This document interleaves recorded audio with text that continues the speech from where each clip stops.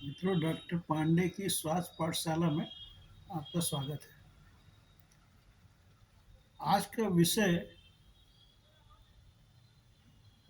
हम लोग रामायण से एक टीचिंग मिलती है, उससे आरंभ करते हैं। ये जीवन से तो जुड़ी है ही है, साथ में स्वास्थ्य से भी जुड़ी है।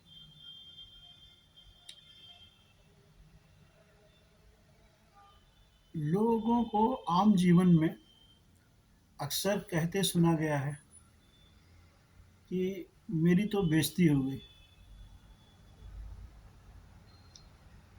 कोई भी बात उनके अगर मन की नहीं हुई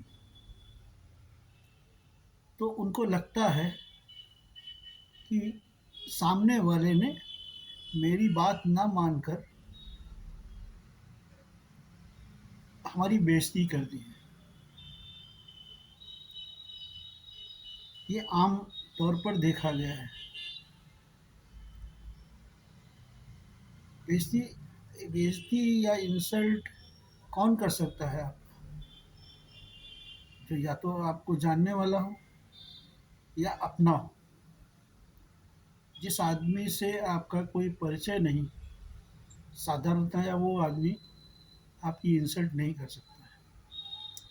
और इंसल्ट करने के बाद, महसूस करने के बाद, अगर आप उसके रिस्पॉन्स में अगर कुछ कर भी नहीं पाते हैं तो आपको और ज़्यादा दिक्कत होती है और तनाव होता है।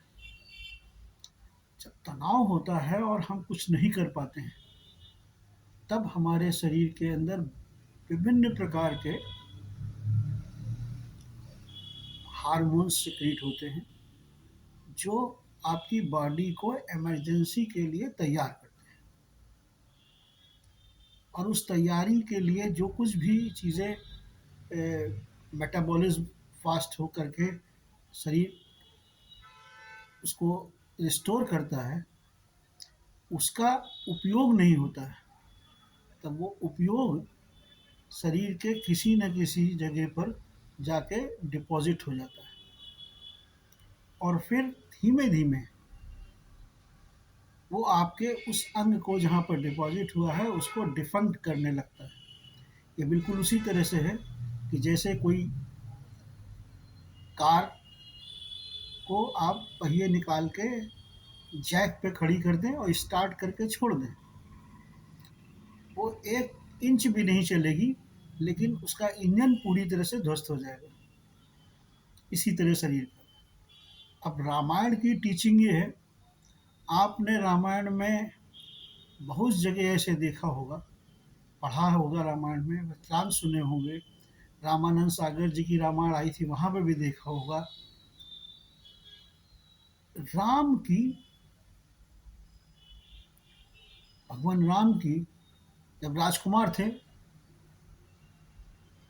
तब तो भगवान नहीं थे, पुष्प मर्यादा पुरुषोत्तम नहीं थे, साधारण एक राजकुमार थे, जैसे और राजाओं में होते हैं।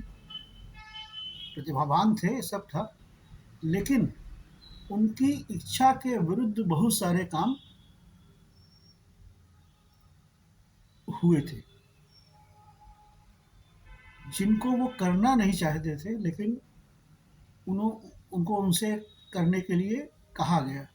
लेकिन उन्होंने कहीं पर भी ये इस बात का आभास तक किसी को नहीं होने दिया कि इससे मेरा कोई अपमान हुआ है। चाहे आप बालकांड में देख लें, चाहे आप केवट का और राम का संवाद देख लें, चाहे आप सुग्रीव और बाली का जो झगड़ा था उसको निपटाने के लिए जब सुग्रीव को ने कहा कि रामचंद्र जी वो तो बहुत ज़्यादा वो है, बलशाली है, उसका उसके सामने जो जाता है उसका आधा जब बल उसमें आ जाता है, आप कैसे करोगे? आप नहीं कर पाओगे उनको, उसका उसको हमें हमारी रक्षा नहीं कर पाओगे। तब उन्होंने उसको साबित किया, एक बाण चलाया, जो बाण 7 वृक्षों को काट दी के उनके तर्कस में वापस आया। तब बाली को विश्वास हुआ कि हाँ, बाली सुग्रीव को विश्वास हुआ कि बाली को ये मार सकते हैं। तो इतने शक्तिमान आदमी से के ऊपर क्या किया गया, सुग्रीव जैसे व्यक्ति ने शंका किया, लेकिन उसको उन्होंने अपमान नहीं, तो या वो अपनी इंसल्ट नहीं मानी, उन्होंने उसके सामने वाले की चीज को संतुष्ट किया।